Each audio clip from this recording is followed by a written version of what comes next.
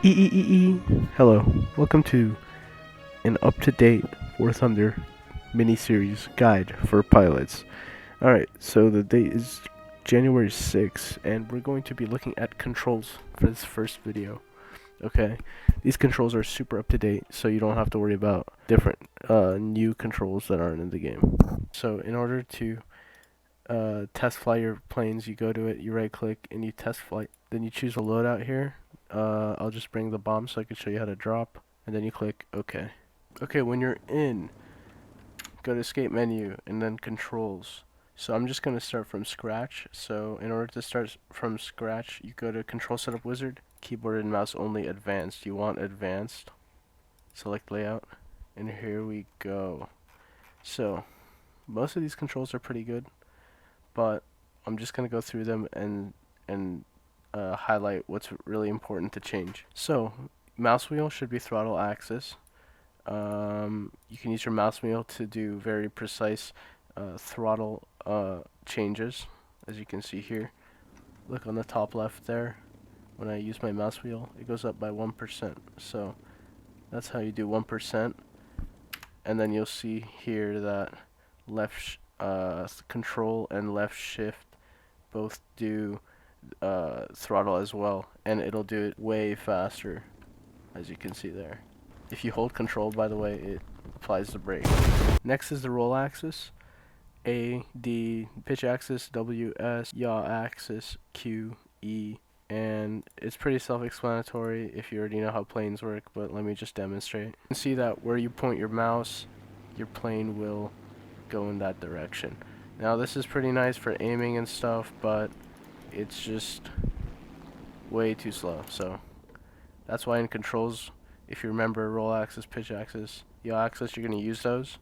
So if you want to turn, let's say I want to do 180 turn, I hold D to make my plane go like that, and I hold S, and eventually it's going to turn me all the way around. Way faster than if I just used my mouse. Now using the mouse is much less controllable, and it doesn't do what you want. So let's say I want to turn around again right now.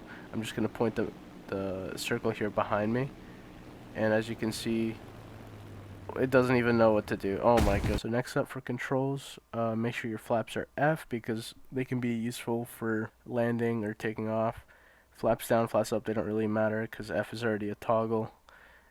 You can unbind those. This is how you unbind, by the way. Click on it. Remove binding.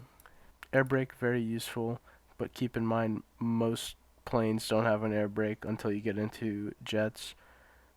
Gear, G, very useful for putting up your gear.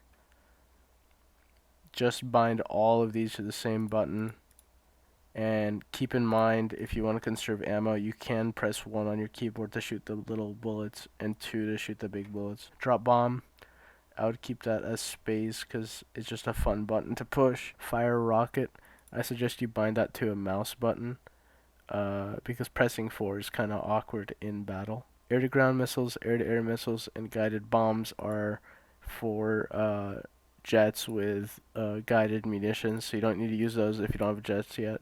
All the rest of this stuff that isn't binded really isn't necessary. War Thunder does a good job of choosing what you need if you're a beginner, because the rest of this stuff is very useful for when you have high tier vehicles, but if you're a beginner, none of this is ever going to be used unless you buy a top tier premium.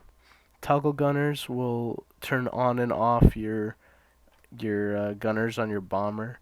I don't know why you'd want to do that. They're only going to protect you because they are AI and they will shoot at any enemy nearby. Toggle view, V, this will put you in the cockpit. Alternatively, you can just press F2, F3, F4, F5, F6, F7 to switch between the views, but that takes up a lot of keys that could be used for other things. These are not very important because they can all be cycled through with V, so feel free to free up these F keys. Tracking camera is pretty nice. You can watch, as you hold it down, you can watch where your bomb is going to go. I'm just going to drop a bomb and I'm going to hold U.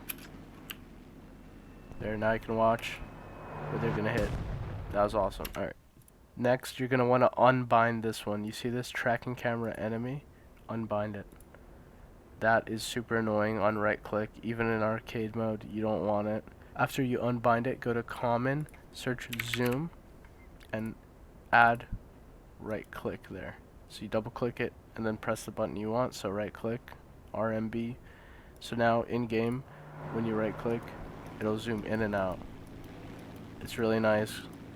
If you want to be precise, you resume and then you shoot your guns. Don't forget aerobatic smoke. Very fun stuff. This is the smoke, and it is, why wouldn't you want to have this bound? Alright, we're at the bottom now. We have this button called toggle engine. You don't really use this in War Thunder unless you play simulator battles, but what it does is it just turns on and off your engine. Not useful. You can unbind that if you want. So your tactical map is very useful. It shows you where you are, where enemies might be, like right here, and where friendlies could be, like here, here, here, here, here, all this, and your airfield. Also, you can zoom in and out with scroll wheel. When you press tab, it'll show you how many kills you have, your team, how many kill assists, who's on the enemy team, who's on your team, and that kind of stuff. 𝐏𝐢𝐥𝐵 is not too practical, but it is very unique. You can actually see what's going on inside your plane, where the modules are, and you can see by what color they are how damaged they are. So the yellower and redder they are, the more damage they have sustained. And right below the zoom camera button, you have the mouse look activation as C by default. And what this is when you move your mouse, you usually go to where you're pointing, but if you hold C, it'll free look around.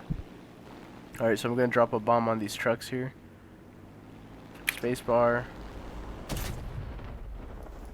It didn't even kill any of them, but you get the idea. Okay, so that was all the default controls explained, and the most important thing is that you rebind right click to zoom in, because Z is not very practical. And that's about it. Just remember to always use C to look around, and there's way more controls in this game, but when you first start out, none of them are very important that aren't already bound. So that sums up all the beginner controls. Thank you for watching.